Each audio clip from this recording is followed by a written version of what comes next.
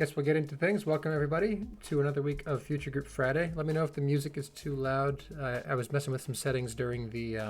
Oh no, I didn't fix the title. Yeah, so like Fly just realized I was messing with a lot of things for the novice preseason tournament, and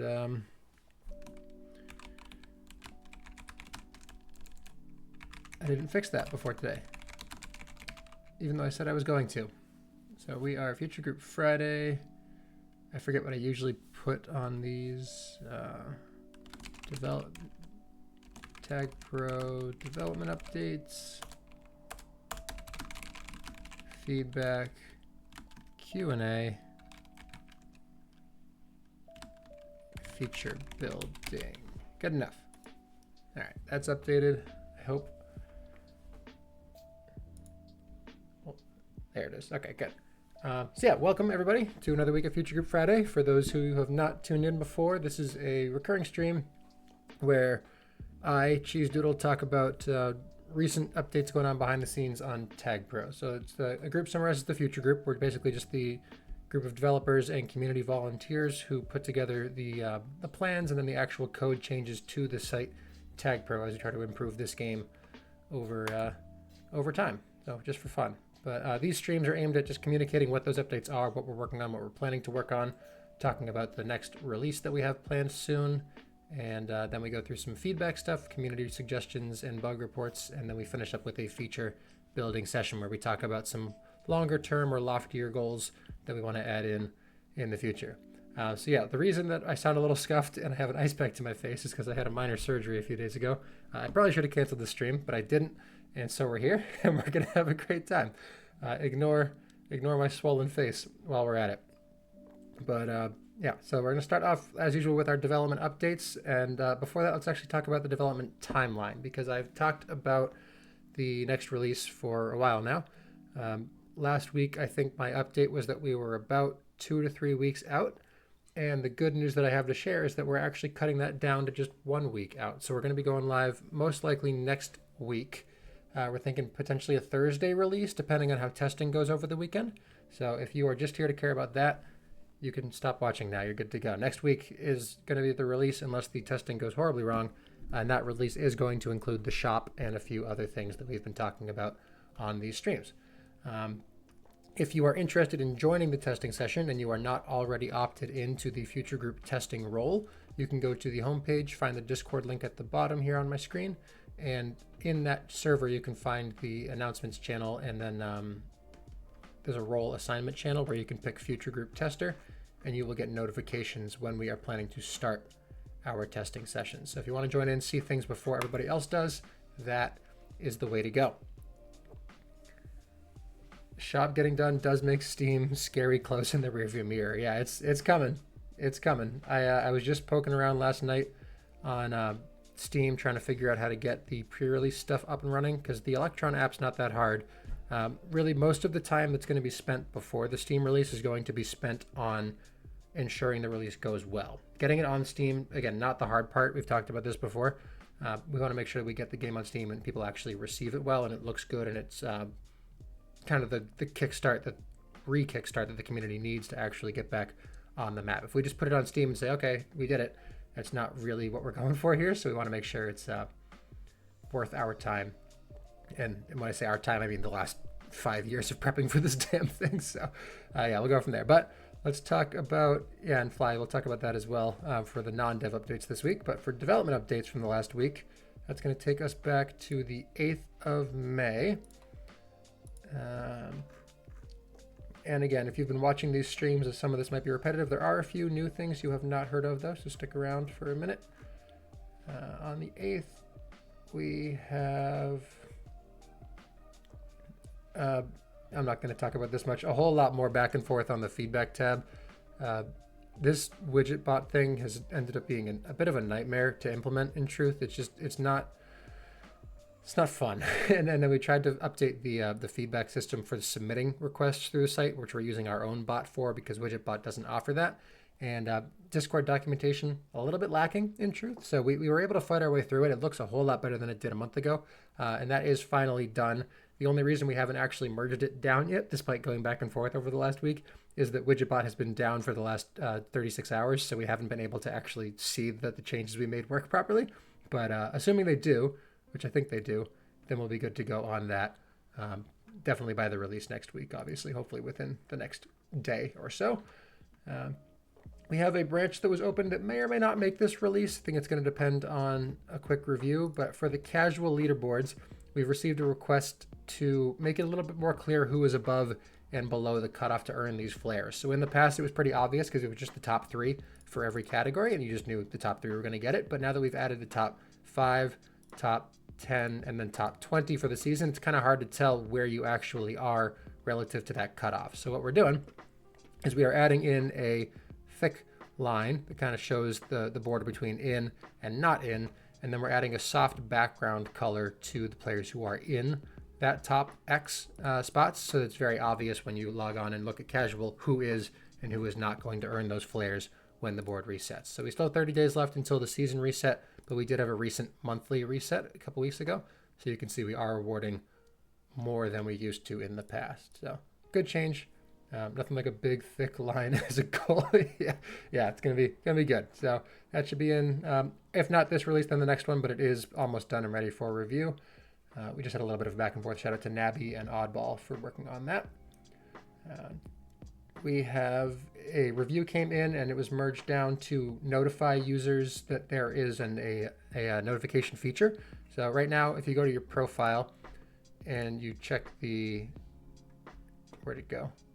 Notify when game starts option, which you all should do if you have any frequency of not checking your tabs when you're in the queue. This will wait until you get into a game, and then if TagPro is not your active tab when you get into a game or into a ranked voting page, that launcher, it will send you a site notification that says, hey, your game is about to start or your game is starting. And so you know you can click back and join that game without needing to check every 5 seconds that you are or are not in a game. But a lot of players don't know this feature exists. It's been around for a while now. It does work pretty well, but not everybody watches all these updates. Not everybody reads the release notes. So now, in the next release, if you void a game or you get kicked from a game for AFK, it sends you back to the home page just like before, but instead of just saying, hey, you got kicked for AFK, we say, hey, you got kicked for AFK, and click right here to enable notifications. So it's going to be right in your face. If you are someone who goes AFK a lot and you don't know this feature exists, you're going to get a notification that you should turn that notification on, and hopefully that will reduce the number of voids that we are seeing in ranked games and reduce the number of AFK balls that we are seeing in casual games. So we'll see how it plays out. It can't hurt, in truth. It's not going to reduce the number of people with notifications, so I think it'll be a net positive. If you already have them enabled, it will not show that thing, so it's not going to be any change if you already have those enabled. But I think that's going to be a really good fix, and that is in for the next release. Then we have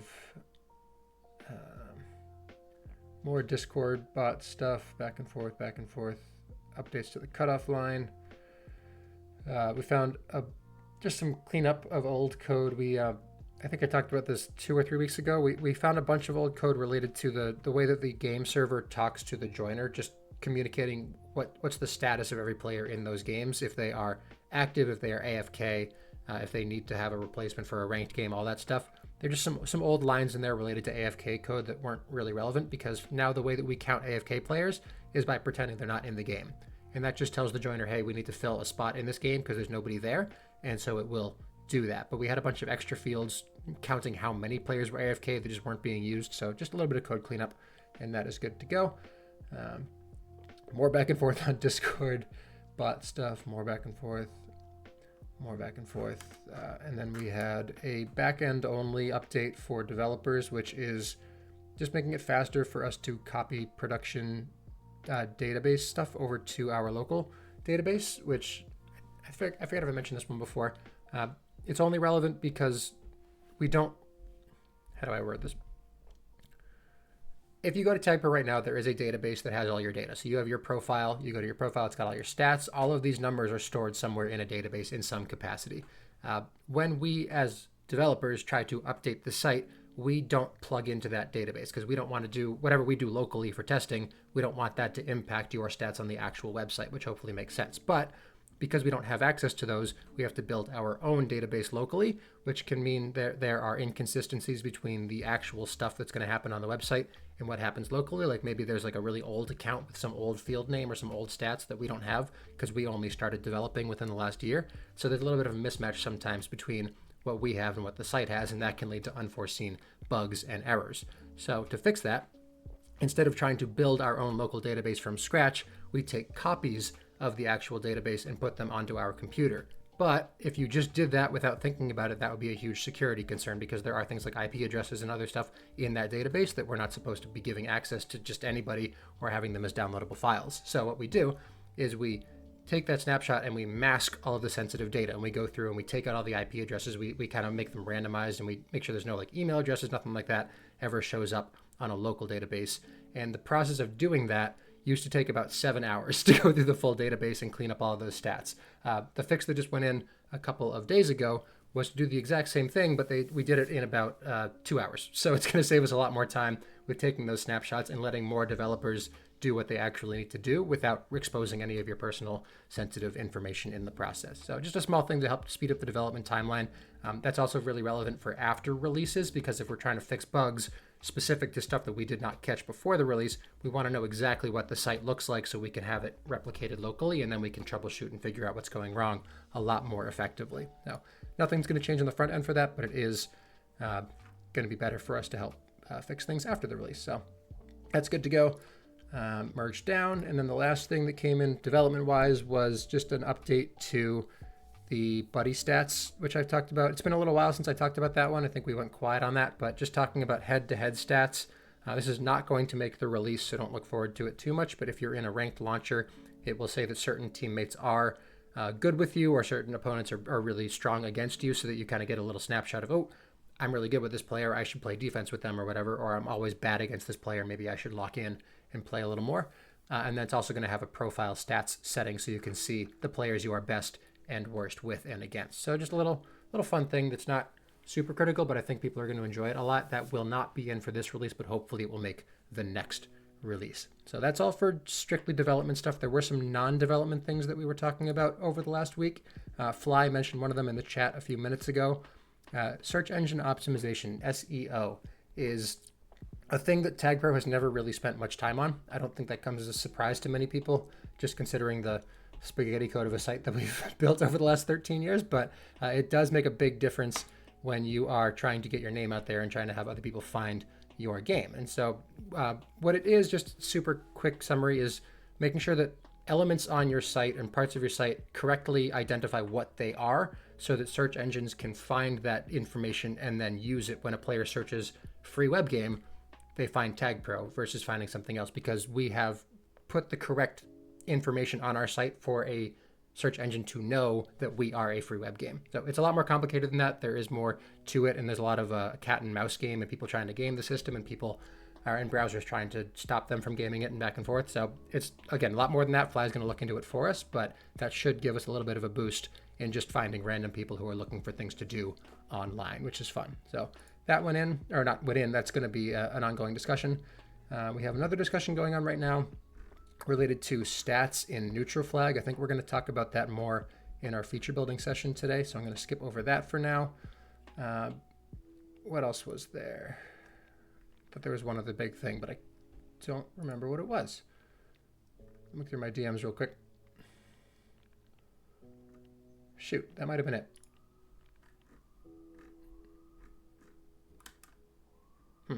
Well, if I talked to you about something and I didn't just mention it on stream, let me know. Because I swear there was one other... Whatever. I'm a bit of a mess right now, so we're going to move on. Swap glasses. Oh gosh, do I have other glasses? Give me a second. Give me a second. I do. Ah. Put the ice pack down, cheese. Woo. Alright, we're going prescription. Screw blue light. All right, where was I? So that's all for development. Wow, everything is way more crisp. Oh, that's right. We had a... It's actually bad news. That's what it was. It was for the leader or scoreboard in games. We have the shop coming out, like I mentioned, it's going to be next week most likely, but we just realized that we forgot to include in-game indication of how many coins you earned. So it's not a travesty because in-game coins are going to be a direct reflection of rank points. So if you finish up a game right now, and we can pull up any replay, it doesn't really matter which one it is, but if you look at a game that is ended, on the scoreboard, everyone gets a couple of rank points if they are logged in and they have stats enabled. This is going to stay the same, but rank points aren't really a thing anymore. So rank points are being converted into coins in a 10-to-1 ratio. So this person would have gotten 200 coins. This person would get 90 coins, 190, etc. That's not going to be reflected on the scoreboard yet. That's going to go into the release after this upcoming release. So if you want to know how many coins you're getting, it's going to be there. There is also going to be a I guess account history is the best way to word it on your profile, so you can see how many coins you earned for certain activities that you did. So it's all going to be available information. It's just not going to be presented quite the way we were expecting it to be from the beginning, but not the end of the world. That will go in eventually. Another small note there, just because I know it's going to cause some confusion. Casual leaderboard are still using those rank points.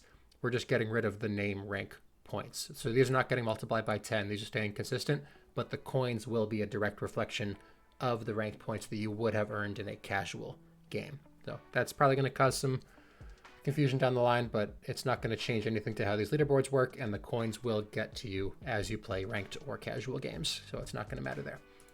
Anyway, that brings us to our feedback stuff. So let's head over to here. If you have any questions about that, feel free. Stats on required for coins. I hope not. I'll confirm that, Beach. That's a good point. Hello, Jandy45. I think that we fixed the check where you don't get coins if stats are not enabled, but I'll confirm that because you should be earning coins whether or not you have stats enabled. That should not matter. Also, Jandy, I love you refuse to acknowledge the word group in Future Group Friday. But anyway, feature requests. So let's go to new. And where did we leave off last week? Oh, I forgot the form as well. I'm a bit of a mess today. Where's my form?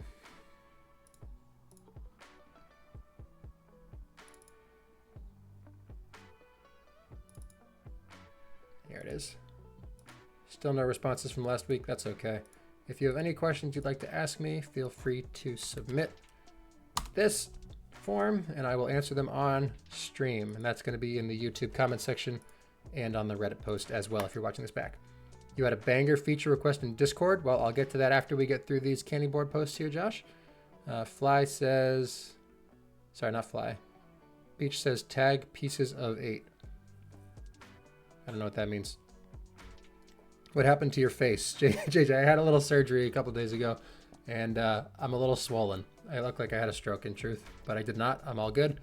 I just need to hold ice to my face for a while. Bambi found me IRL. Yeah, that's it. We got this one. Allow players. Okay, fix the radioactive flare. The radioactive flare has always had this white mark on it. I have fixed the flare. You know, I have actually noticed this myself, and I'm surprised this has not come up recently. Has anybody else noticed this? I always wondered... Okay, here's the real answer.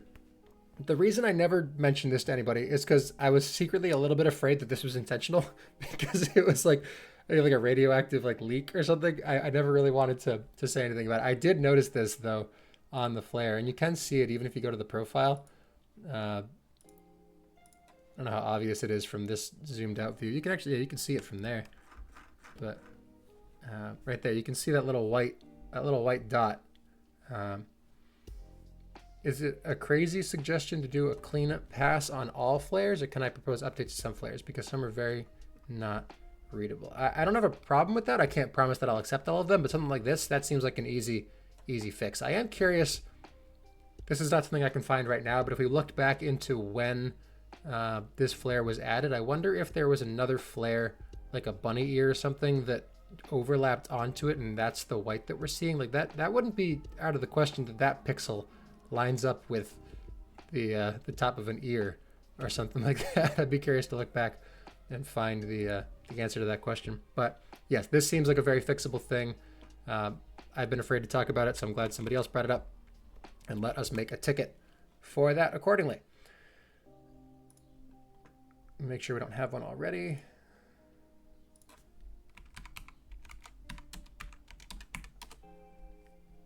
We do not, so let's make a new one.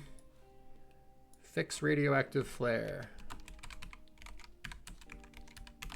Flare. Stray pixel. Where's deactive? All right. Looks like it's already been fixed. Do we like it? What do we think? It looks a lot better to me. Yeah. Good enough. Grab that. The $500 donation flare should have white confetti. No.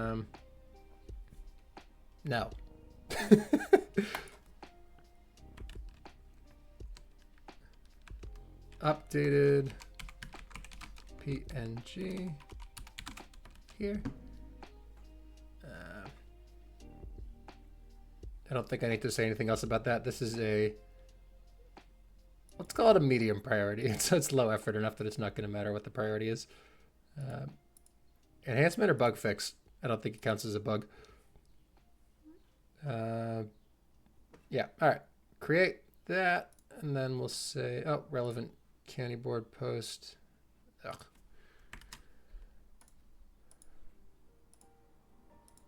I can't type with one hand well enough. Relevant candy post.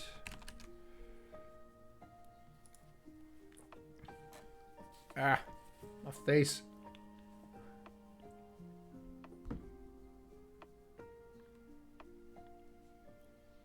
What are the specs for the little fun icons again? I got my friends texting me about flares. Kaiser, you did not miss anything. Except for development updates, which you can watch back later. Let's say planned here.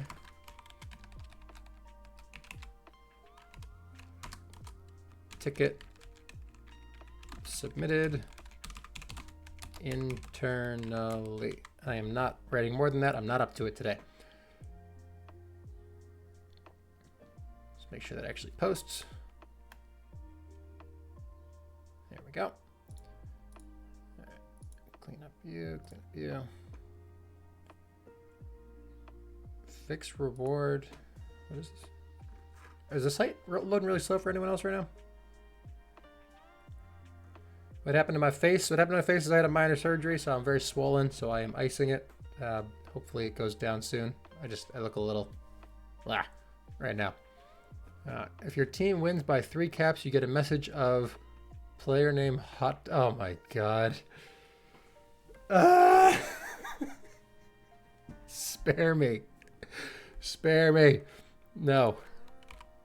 Closed. I'm not elaborating. Nowhere is safe. Alright. No match list for ranked. This seems pretty similar to something that we got a week or 2 ago. So the request is that you can select the 3 players you don't want to be matched with when you've selected ranked mode. There are some players who are bad teammates you don't want to play with, but because you've been paired with them blindly and can't leave or get penalized, you have to play with them. People love the dinos. Yeah, I don't think that this is a thing we can really do. It's just we don't have the player base to support anything like this. Even if we did, is this a thing in any other competitive game? Does anyone know? I can't imagine an open matchmaking system where it's not actually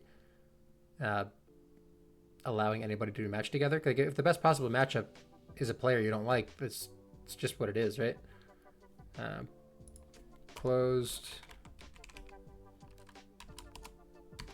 Oh, those are raptors fly, not dinos. Raptors. It's a thing in Overwatch. Player base.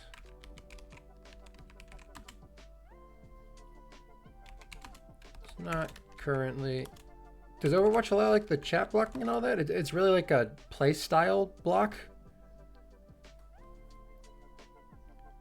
So you can only pick 3 players? Okay, so my problem with that is that I feel like most players who have a problem with any teammates have a problem with a lot of teammates. It's not like there aren't like 3 specific people that you only have a problem with and nobody else really matters to you. But yeah, I think for our purposes, it's more important that you get a game, because what you're going to have is you have 10 people in the queue and 4 of them are blocked by various people, and then you just can't make a game. I just pick 3 players to avoid. Well, I guess what I'm trying to decide on right now, is this something that we are not capable of doing now but would do in the future, or is this something that we would not be able to ever do? So let's just say, perfect world, add 2 zeros to the number of active players that TagPro has. Is this viable with that player count? Probably. At the same time, with a matchmaking system, how like, it just seems like a needle in a haystack kind of thing. You're not getting that game. Like, how often are you getting that player if the player base is that large? But I guess I can see the appeal because it's a quality of life thing at that point, even though it's unlikely you don't want it to happen and it doesn't negatively impact anybody else. Yeah, okay. I'm gonna update this from closed to under review. Player base not currently able to support this. Request will be revisited. Not if, will be revisited. Revisited with larger player counts.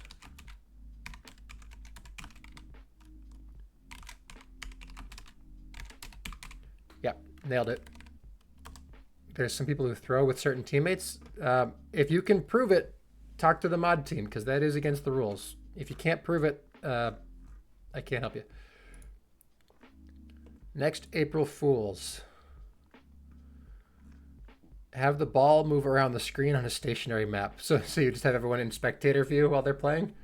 I'm not going to make a ticket for that, but I do have a thread that I'm going to put this into on Discord.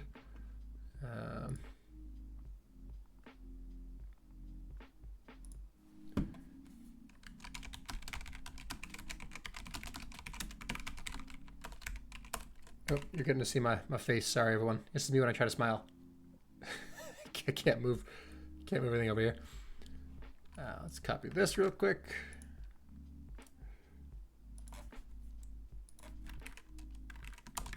Okay. Let's say under review, TBD with future April Fools events. Alrighty, that's that. No one else exists. Yeah, you are the only actual player. I am even a complicated amalgamation of people around the world, but I'm not actually a person. Nobody else in your TagPro games is real. It's just you.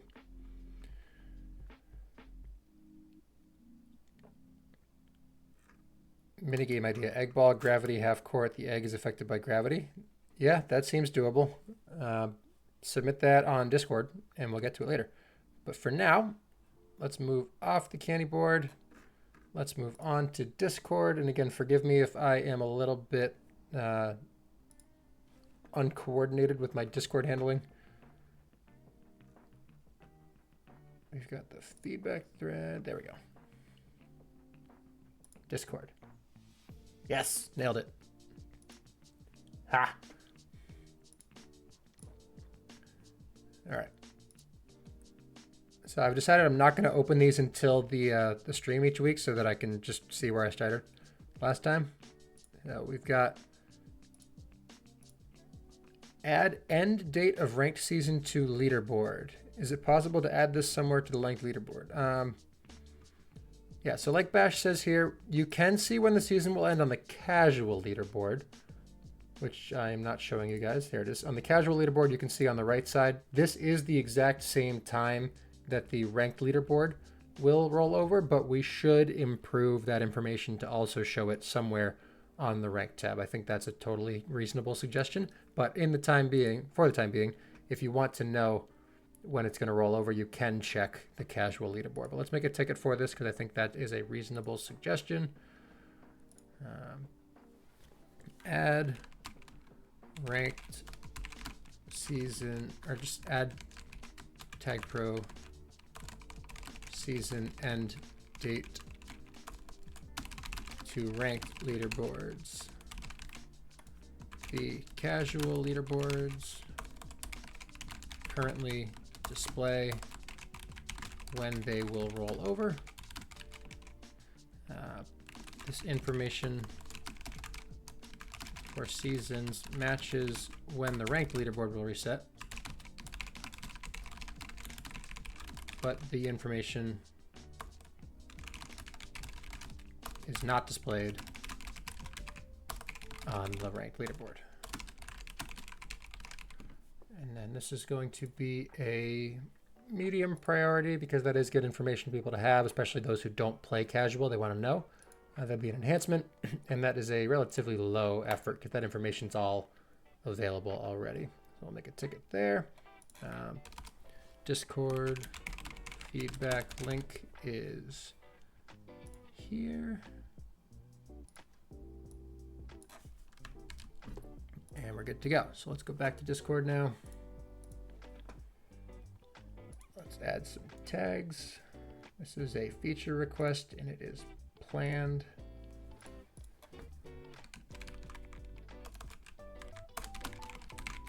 To planned. Internally to display season end date on ranked leaderboards. Boom. Hello, Oddball. Welcome.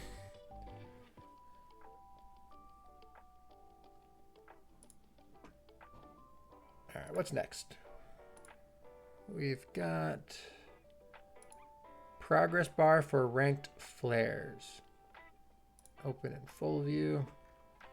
I somehow stayed in neutral flag 1-3 for several games now. It'd be nice to know how far from the flare I am. All right, so looks like Bash beat us to this one. Sorry if it's zoomed out. I just realized I can make that a little easier for you guys to read. Yeah, so as Bash said here, go to the ranked leaderboard page, look on the right in the tier distribution box. Don't click, but hover your mouse over the name. So let me just show you guys what that looks like on the stream here. If you go to the leaders tab, look at me, number 14. If you want to know how many wins you need until you earn a flare, you can hover over any of these tiers, and it will tell you in a tooltip how many wins you need. So you guys don't see this in the stream just because the tooltip's not in the same window as the browser, or that's not how it works, but you can't see it is the point. But if you hover over on your own screen, you will see under your mouse here how many wins you have left. Now, that being said, I do think there is room for improvement in how we display this information. It is like, okay, Anduin's here, that's good. I think that what we can do, and this was actually my initial plan, it just turned out to be a little bit more difficult than we hoped. My initial plan was to have a little bit of a vertical progress bar, and that progress bar would fill up as you got wins. And when your bar crossed the line of each tier, it would show you that you had earned that tier. I think that what we need to do is get rid of these numbers over here. So the reason we didn't do it is because we have all these flares on the left side, and we just in the same release added a feature where if you click on a tier, it will display that tier. And I think that was also a good feature. But because of that, you would have this vertical bar with the flares in it or on it, and then you'd have like the clicking element on top of that. There just wasn't really a clean way to put all of those ideas together with the timeline that we had. But I do think there is still room for us to improve that. So I think what we want to do, like I said, is get rid of all these numbers over here. And the reason these numbers exist at all is because when we were first starting out with ranked, it was a very active process. Like we didn't really know how things were going to shape out. It was a lot of kind of getting a lot of feedback from the community, responding to the things we thought made sense, making adjustments as we went. And a lot of those adjustments were centered around the sizes of tiers and the number of players and the distribution of players and the matchmaking and all that, which were good things to be focusing on. But we didn't really have any way of seeing a full snapshot with the live production database. So I talked about the database stuff earlier. With that 7-hour download time, we didn't really have any way to get frequent snapshots of the database and crunch the numbers and figure out what changes needed to be made. So what we did was just plaster these numbers right on the site, so you could see everything and everybody else can see everything too. But that just let us see day by day, okay, do we have a lot of players at the top, a lot of players at the bottom? Are they bunched up? Are they spread out? How many tiers do we have? All that stuff. So the reason this whole box existed originally was just for testing for our purposes, so we could figure out what the heck we were actually doing with this ranked matchmaking system. I think that we have gotten to the point that these numbers are stable enough. Like, nobody's looking every single day and seeing, oh, we have 58 players in each of these tiers, and then making a decision based off that. It gets information, sure, but if you really care about those numbers, you can just go to the tier now and count them yourself if you really care. So I don't think that we really need to have that snapshot summary. Like, the percentiles, cool, I guess, but it's not really changing anybody's experience on the site. With that in mind, I think that a vertical progress bar or something to the same effect would improve your experience on the site, because instead of hovering over these tiers, you would see that progress slowly creeping up as you play and hopefully win more games. So I think that's where I want to go with it. So we can make a ticket based off this request for that now. Let's see what Anduin said here. Idea on the right side, instead of a vertical progress bar, just have a check mark for flares you have and a simple X out of Y wins for the next flares up. Yeah, that would work too. I think the decision to be made there is concise information versus nice information, if you will. We're trying to ever so slowly start to improve the UI so that it looks a little bit less like a giant spreadsheet and a little bit more like a website that you can interact with. So I think that a check mark is a safe middle ground there, because it's not really bad to look at. The numbers thing, we're doing the same thing here, but we have already received requests to change this to a progress bar. I think Navi submitted that request. It actually looked quite nice. Let me see if I can find that real quick. Progress. Yeah, here it is. So Navi submitted this to Discord a couple weeks ago, where we could have this look a whole lot nicer if it was like a little bar that would increase with the number of games that you have. And just, again, you're comparing that to this over here, which just is a number over a number, which is kind of, I mean, again, the information's there, it's fine, but I just think it looks a little bit nicer if you have something like that versus something like this. So I don't know. We'll play around with it. But for now, if you already have progress bars going, it would be good for consistency. Messy with tier expansions. Yeah, so the tier expansions thing is definitely part of the consideration. The nice thing about tier expansions, though, is that we kind of saw this coming, and the counts that you have to get, they don't change based on the number of tiers that exist below you. So even if there's a silver tier or there is not a silver tier, it does not change the number of wins required for the gold tier. So for example, platinum requires every flare below platinum and 10 wins at or above platinum. But every flare below platinum is a consistent number. I forget the exact number, but say it's like 45 wins. Even if there is no bronze or ranked ball tier, you still need 45 wins to get the platinum tier. So the progress bar wouldn't need to care about the number of lower tiers, because it would still be the same progress toward your next tier. Hopefully that made sense. If not, just ask me, I'll try again. But anyway, it's a lot of me rambling, but let's get to a ticket here. Let's get the suggestion back in front of us as well so we can see what we're actually doing.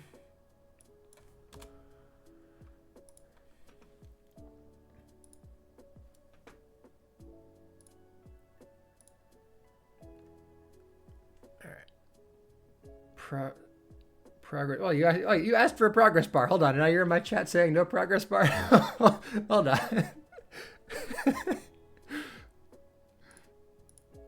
All right.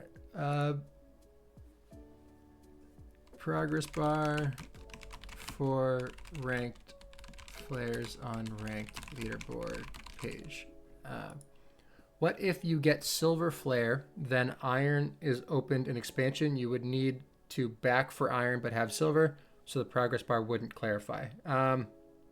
No, because your progress bar would still be filled above iron, so you would just get the iron flare in your next win. You wouldn't have to fill up anything to get it.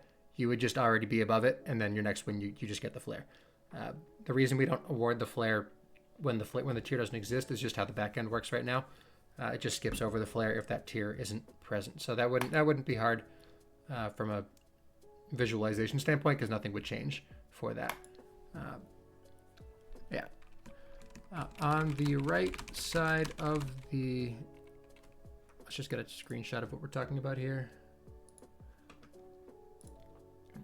On the right side of the leaders page in the tier distribution box.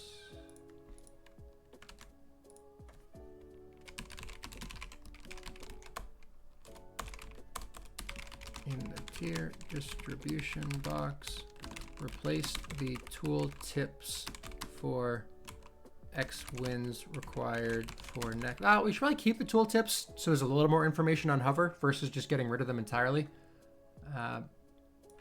Let's say keep the tool tips, clarifying because they don't hurt anybody. Required for next tier. Remove the tier distribution. Oh my god, distribution. I need someone to just type for me and I can just talk sometime. Player counts. Player count numbers. And add a vertical progress bar, which increments with the ranked wins field. So the way we do this on the back end was not storing wins by tier. It's just a single incrementing integer. And that means that it's really easy to make a progress bar out of it because the bar only goes up when your win happens at or above the next tier that you have not earned a flare for. So the bar is only ever going to increase when it should. And we don't need to worry about like how many wins do you have towards this specific flare or this specific flare. It's just going to keep going up. And what I talked about with Anduin before, if you don't have the iron flare, but you have like a higher flare, it's not going to increment if you weren't at the highest of the ones that you don't have yet. So it's not going to mess up the count with the tier expansions or anything like that. What else do I need to say here? I think I'm going to add in a link to Nabby's other progress bar because we probably add them at the same time. Slightly different UI for each of them, I assume, but let me just link them so that we know what we're talking about. Yeah, related to 770, more appealing progress bar to season flares. And again, that's just exactly what we talked about a second ago. We've got the nice thing there. So that's linked. On the right side of the ranked leaderboard in the tier distribution box, keep the tool tips clarifying wins required for next tier. Flare. Remove the tier distribution player count numbers and add a vertical progress bar, which increments with the ranked wins field. Boom. Okay, so that is a low effort. I'm going to say also medium priority because that would be a lot nicer to look at than those ugly numbers. And that is an enhancement. Not high priority because it's not really changing anything. The information's already there. I need a headband to put around my ice pack. So the hard part, Josh, I do have something like that for my, I run a lot. I have like strap ice packs with Velcro, but I can't put pressure on this. It has to just be cold. So I can't like push it against my face. I have to just hold it against my face, which is so much less convenient than what I could be doing with other tools. Yeah, it's a good idea, just unfortunately not allowed. So let's create this. There we go. And yeah, back to Discord. So let's say this was, oh, I didn't link the Discord thing either.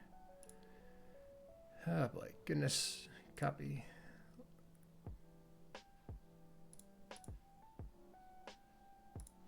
Copy link. Discord. Feedback link. Save. How are we doing on the stream time? I just realized I'm taking a long time on these. Are we? Oh, we're only 45 in. Okay. Good, good, good. Excuse me. It just started smelling like gasoline. I don't know why. I'm going to hope that goes away. All right. Next up, let's go back to Discord.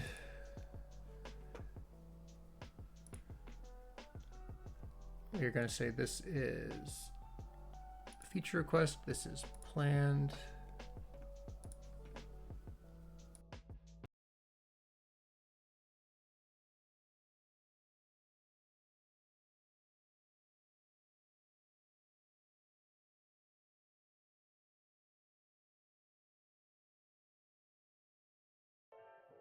Okay, sorry about that. We're back.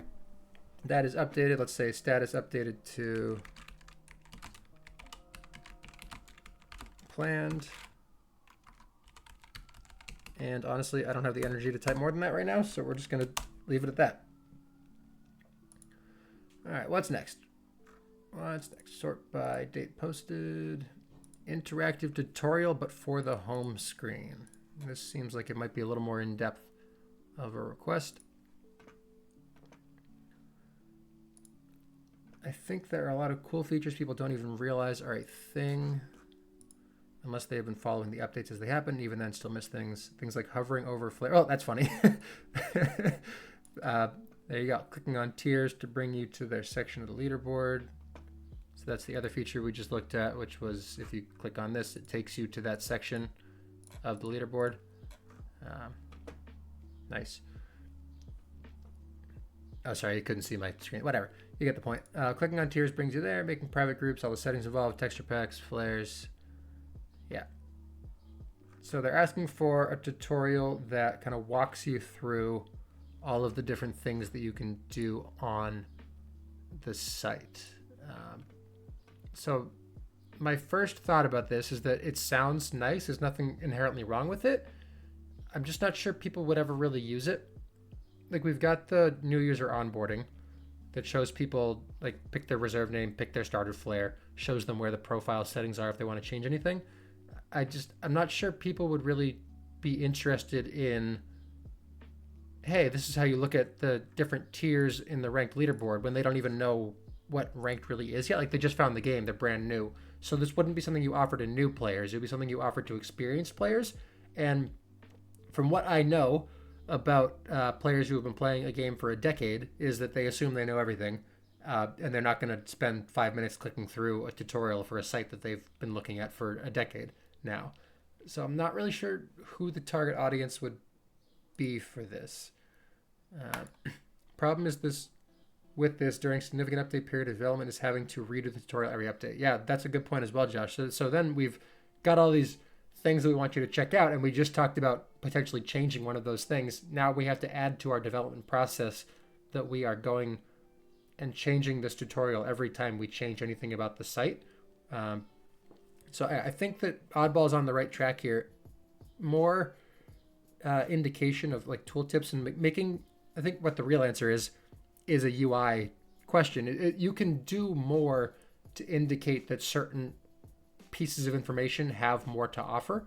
Like you can format something on the leaders tab that makes this a little bit more obvious that it's a clickable element. Like you've got the change in the cursor. You can see it changes from a mouse to the hand, and that indicates that you can click on it. But more than that, you can, I don't know, there's probably something you can do to say, hey, this is something you can click if you want to see. Groups could definitely use an overhaul. Yeah, there are a whole lot of tickets related to group overhauls right now. I'm not going to get into that.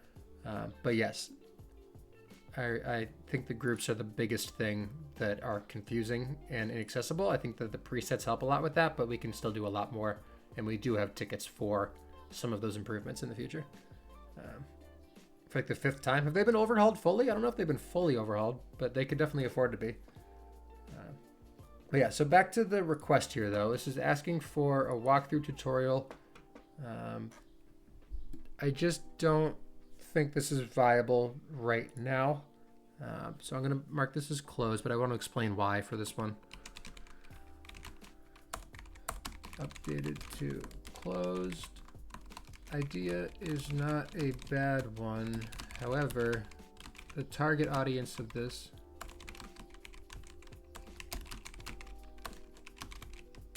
would either be new players who would not care or know why they should care about most of these, or veteran players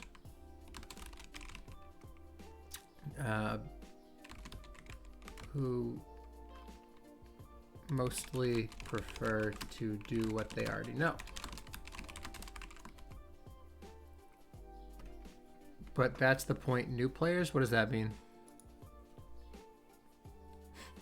Yeah, but you have to give them a reason to care to know. It's kind of what I'm going for. Like you can give people all the information in the world, but if they don't care, they're not going to retain any of it. They're not going to look it up. That's kind of exactly what the internet has become these days, right? It's you have all the information in the world, but if you don't care about that information, you're not looking for it. You're not going to follow or pay attention when it's given to you.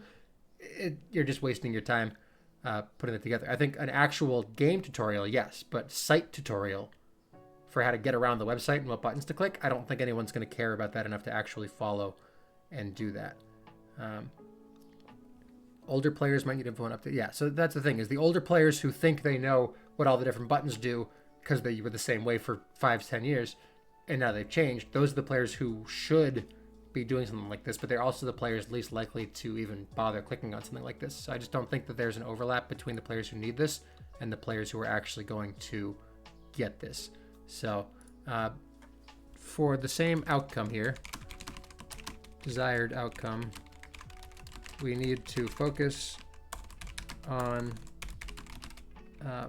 more obviously interactable. I'm going to word it interactable UI elements, making buttons text with more information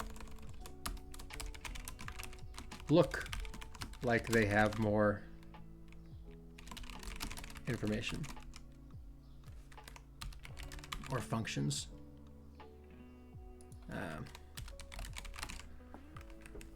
The same as I want to focus more on obviously interactable UI elements so the information are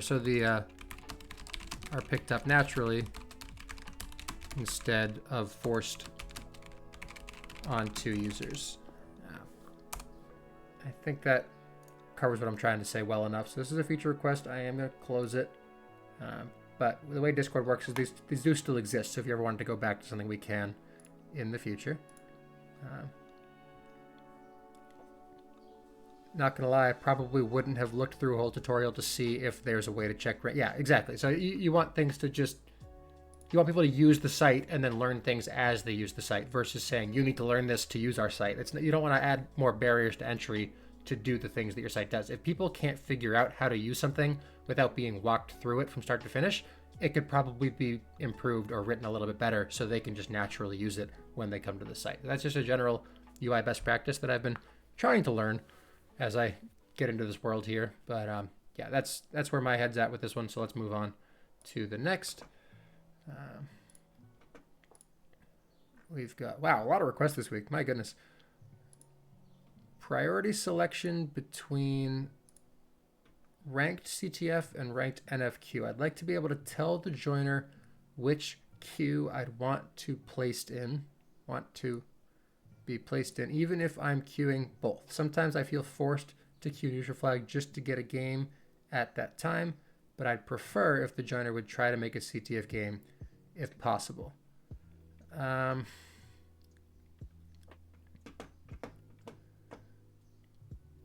not really sure how to explain this.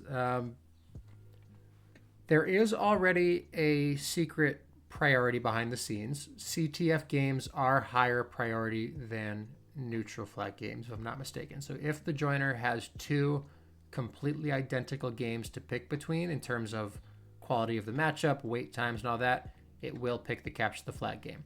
That doesn't really ever happen because there are just too many factors into who decides what goes into it. But it is there. But again, it doesn't really have any practical effect in the actual queue. So the actual problem with this request is that you're saying you are queued for two different game modes, and you're okay with either of them, but you prefer one of them over the other.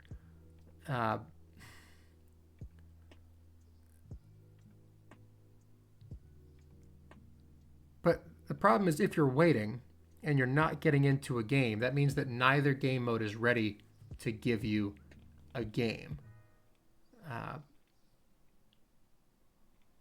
So what do you say I feel forced to queue neutral flag just to get a game. If you're queuing neutral flag just to get a game, you're acknowledging that there is not a capture the flag game for you to get. So how would you how would you get a CTF game if you're already not getting a CTF game? Like, how would you saying I prefer capture the flag change the outcome if in this specific case there is no CTF game for you to be placed into? Like, you can say it's a higher priority, but it doesn't change the availability of a game. It's not there. It's not possible for you to get it. So you're going to get the neutral flag anyway. So the outcome is still you getting a neutral flag game, despite saying you preferred CTF. So I'm not really sure what the request actually is, I guess. There's a little bit of chat. Let's see if this clarifies what I'm saying. Tell me, Cheese, have you ever seen 6 thumbs up on a feature request on Discord? It doesn't change what I'm saying, unfortunately. I think that the joiner is a complicated thing, and I might not be explaining how it works very well, but just being the person who built a lot of it, I don't understand what you're actually requesting from an actual changes to the website standpoint. It would test all the preferences from the people queuing, and that's who it would select which game type. Later at night, sometimes if I don't queue enough, I will just get skipped. But if you get skipped because you selected CTF and everybody else also selected CTF, and they get into the game and you don't, that's because everybody who got into the game was closer in proximity or had a longer wait time than you. So there are other factors that decide who gets into that game. It's not who wants it more, it's who is most viable for that game. So yeah, if you've been waiting for 5 minutes and somebody else has been waiting for 8, they're going to get that game before you, whether or not you said that you preferred CTF over NF. And I don't, like, that would require the player who's been waiting longer saying that I would prefer to give up my spot to somebody who's been waiting shorter because they like this game mode more than I do. And is that doable? Probably. Is that good? I don't think so, because now you're saying that you're like a last resort addition to a queue, maybe? I'm trying to think about like potential applications for like a European queue where I sometimes try to help them out with games, but I don't actually want to get into that queue unless they don't have enough players to actually get in. So maybe that's the route we go with this, is that it's not priority. It's that you're marking one of those queues as I will play if nobody else wants to, but I don't necessarily want to do it myself. Maybe we can find a better way to word that together. But I think it sounds like that's where you are with your neutral flag games, where you're like, I will play a neutral flag game. I'm not against playing neutral flag, but if there's somebody else to take that neutral flag game, I would rather keep waiting around and get into a capture the flag game. And again, to say it one more time, if I am queued for North American capture the flag and there are players trying to queue for European capture the flag, I will fill in for that European capture the flag game if they need me, but I would prefer that somebody else who is not just waiting around and wants that neutral flag game in Europe gets it, and I keep waiting around for my North American capture the flag game. Is my point getting across there? So I think it's really just a wording thing at the end of the day, but it's not priority, it's preference, which is what you said. But I think there is something workable there. I do. And I think that the way I'm wording it actually is better from a UI standpoint as well. So let's look at the site real quick. Let's look at this real quick, and let's look at the drop down. We've got all of these options, right? And so adding a priority feature would be a bit of a pain because you'd have to do like a drag and drop thing, or maybe you'd have to, I don't know, it'd be kind of hard to indicate which one you like more than the others. It'd be doable, just a little bit hard. But if we were saying that this is like a queue that I only want to fill in if nobody else can take a spot for, then you're opting out of taking advantage of your wait time to get into that queue, essentially. And that says somebody else can get in. I'd rather wait for the other game mode if I have marked this one as like a sub-only kind of thing. Are you telling me if there's 8 people queuing for CTF and NF that can make a valid game, the joiner will prefer CTF already? Yes. The reason you're not seeing that, Josh, is because neutral flag has fewer tiers. So the tier proximity check, more likely than not, is going to be better for the neutral flag game than it is for the capture the flag game. So again, wait time and tier proximity are the two big deciders. There are others, but those are the two big ones. Because there are fewer tiers, neutral flag is going to win that battle, even though if they were even, so if they were all tier 1 in both tiers, it would take the CTF. But if they're all 1 through 4, and then in CTF they're 1 through 5, that's not going to make a CTF game, but it is going to make a neutral flag game.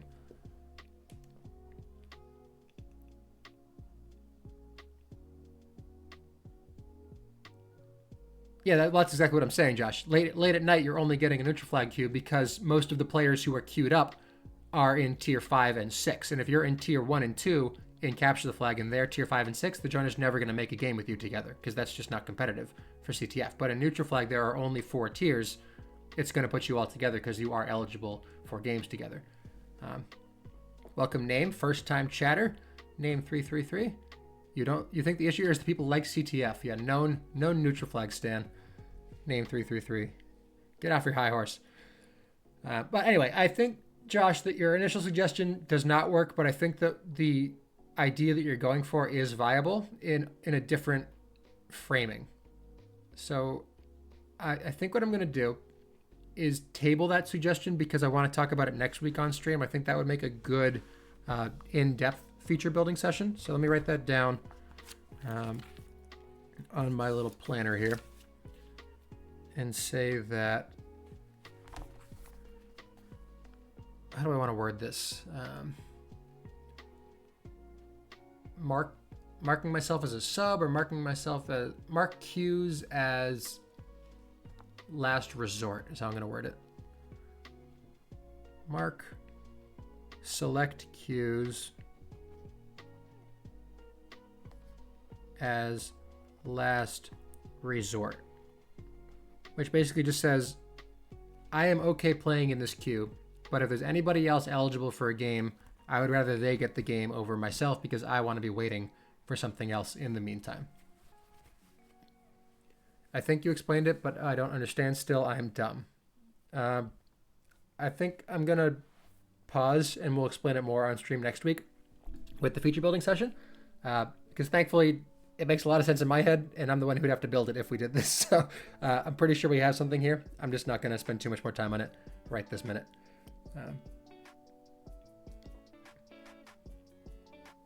Okay, back to, let's mark this as under review on Discord.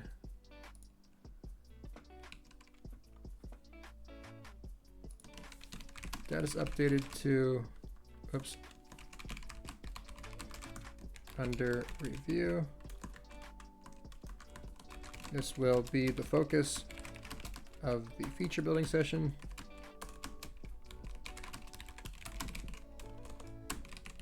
On stream next week.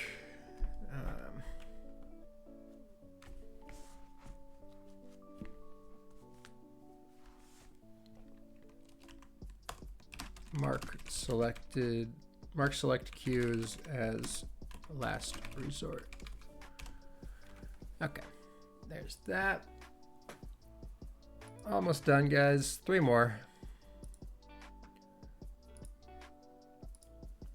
Hover map on spectate tab showing incorrect. Oh yeah, we talked about this on Discord. This is just submitted. If you have a couple of different maps or a couple of different games going on the same map, if you hover over one of them, it will show the highlighted thing on the other one, not on the place that you are hovering. This is a low priority, but it is submitted internally already. This is a bug report, and it is planned. Let me mark this as... Wait, why is this marked as closed? What's going on here? It's a feature request, and it's under review. There we go. Okay, what's going on in the chat here?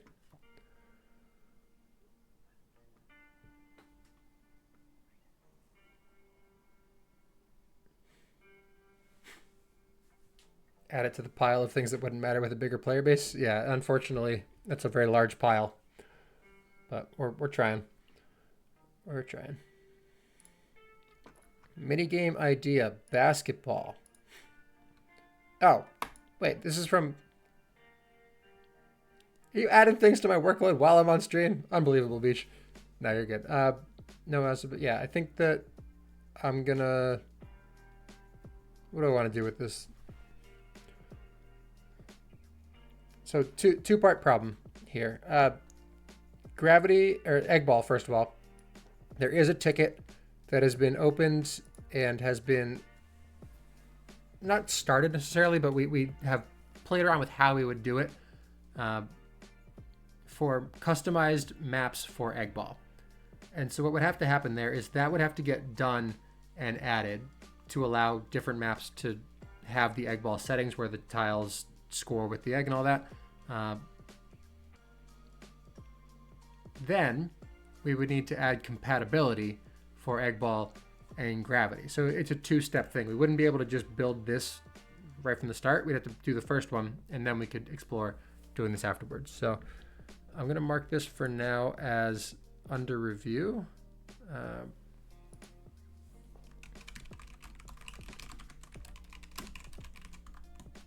Will be revisited after customizable egg ball maps are implemented.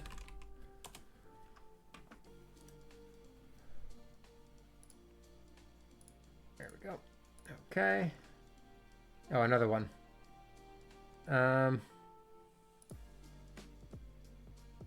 Oh, that's a fun idea. Oh, that's actually very different. So that's very doable right now, actually. So you're just saying when you have it, you cannot move. But would you have to remove the ability to pop people as well? Because if you could pop somebody and they can't move, I think that's not really Ultimate Frisbee. Because in Ultimate Frisbee, you wouldn't... See, you would pop if your throw gets intercepted the same way. But there's also in Ultimate Frisbee like a two-step rule usually. Would you have any sort of movement where you can move like a little bit and then stop, or is it just completely anchored? Because I think what you could do is you could apply like a harsh deceleration. Yeah, Anduin's on the same page as me. I think you would have to just apply like a damping on their momentum so that they get those like two steps and then they stop moving, versus just a hard boom, you're done as soon as you touch the egg. Anchor to be easier. Do you mean easier from a coding standpoint or from a playing standpoint? Because from a coding standpoint, they're equally easy. Neither one of those is difficult to do.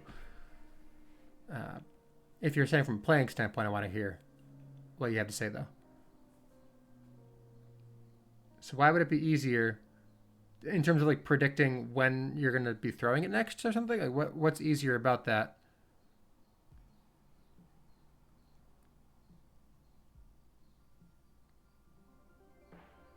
I guess you'd have players would overcommit beyond you if you decelerate faster than they can. So it would have to be a natural deceleration speed, because otherwise you kind of get a little bit of a cheat code. If you just instantly stop in place, everyone's going to fly way past you and you've got a wide open space. Yeah, that's fair. We could play this. So let me make a ticket for this, because this is actually a very, very doable thing. I can't say how high priority it would be, but it sounds fun. Add Ultimate Frisbee mode. Ultimate Frisbee mode to egg ball. Would this also be for the hockey mode? Probably not. Deceleration damping. Yeah, we get into the point of like sub settings of settings, which is a little bit complicated. That would have to go into the group rework, where we're going to have much better drop down flow for all the different group settings. Anyway, for this, we're saying that in egg ball games or egg ball groups, add a setting. Doesn't have to be egg ball specific, but doesn't really work otherwise.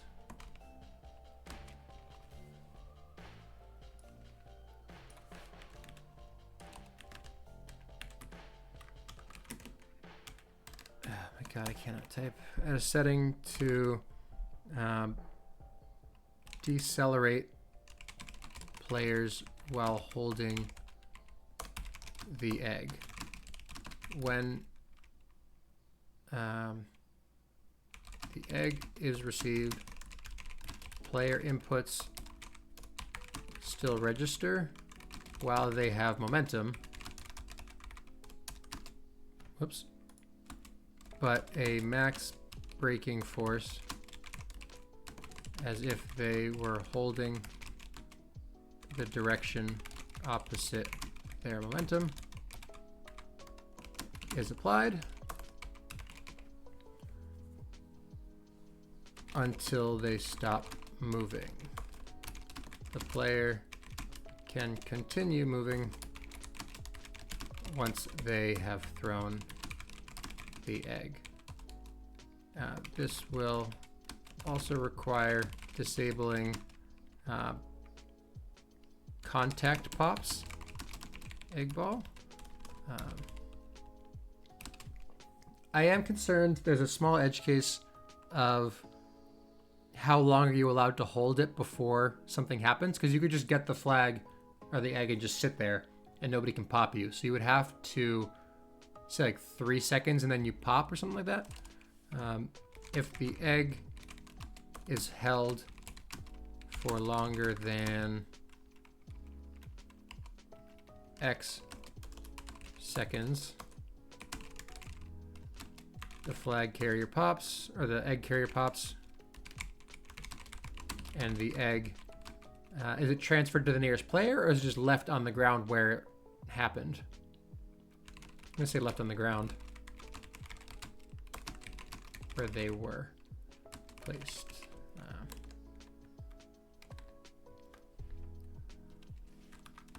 Players can still collide with the egg holder, but no transfer of the egg as seen in traditional games. What else are we missing here? You would still have raptors. I think that's fine. You would still have passing. You'd still have wall bouncing. Can you bounce it to yourself off of the wall? What do they call it? Dribbling, I think. Where if you are next to a wall and you throw the egg into the wall, it makes that little paint splatter. You would be able to move while you're not holding it. So players could theoretically just kind of walk down the entire wall while throwing and then catching up to their own throw over and over again. They would get that deceleration each time they're holding, but if they got the angle just right, they would be able to run uninterrupted down the whole map. Egg holder cannot move from impacts. Like if you ram into them, they don't go anywhere. Is that what you're saying? Collisions with the egg carrier do not move them. Wall physics, maybe? Or increased density.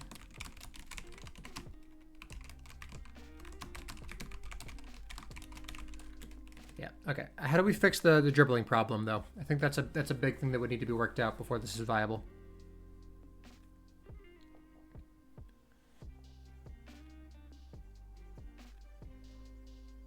It could be something to do with reducing their acceleration of self passes.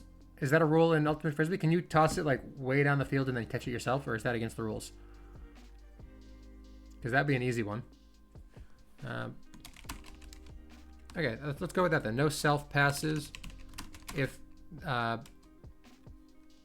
is it a pop or is it just bouncing off of you like you're a wall? Because I think there'd be some cool plays where you toss it and then kind of ricochet it off yourself. But pop. All right. If the player who threw the egg is the next player to contact the egg, they pop, and the egg passes through them uninterrupted, maybe?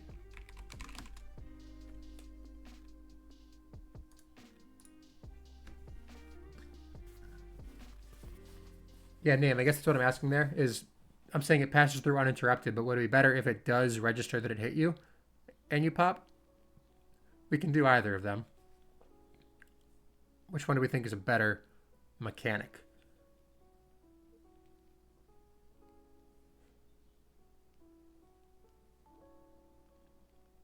I can go either way. That might be something you worry about in playtesting. Based on playtesting, may be better to allow the egg to bounce off of the player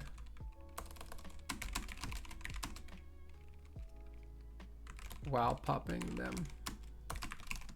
All right, I think that's a good enough starting point for that. That's a fun idea. I like it. Unfortunately, it is low priority, but I do like the idea. It's not even that high an effort, is the thing. It wouldn't really require all that much. It's not quite low effort, but I wonder if that's worth exploring as a potential event too. I don't know. We'll see how we go with it, but let's create the ticket for it at least. Or Discord feedback link. Oh no, I had the Discord in front of me the whole time. Why didn't anyone say anything? Here's what I just typed up for those who were just watching me stare at a screen that was not moving for 5 minutes. Sorry about that.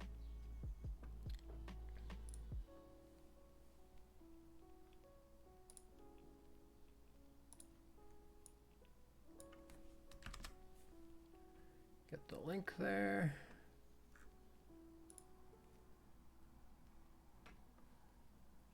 And then we'll update the Discord thread. Is that even legible for you guys? My Discord screen's gone, sorry. I'll bring it back, here you go. Let's add in our tags. This is a feature request. This is planned.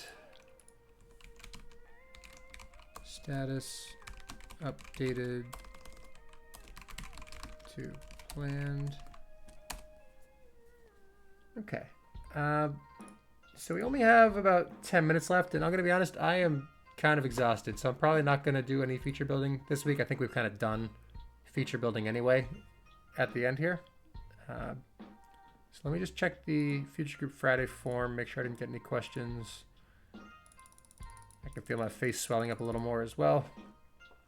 Yeah, so I'm gonna call it there unless anybody has any last questions for me. I'll wait another 30 seconds or so. If you got anything, now's your chance. But otherwise, I'm out of here.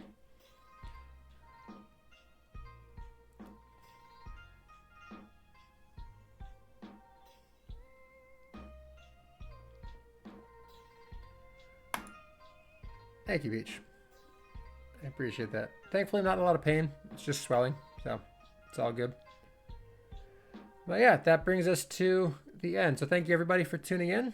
I appreciate your feedback, as always. It's always better when there are a few of you helping bounce ideas off of me as we go here. So I think we're looking pretty good. A little summary for anyone who was not here at the start. We are looking at a release next week. We're looking at potentially Thursday.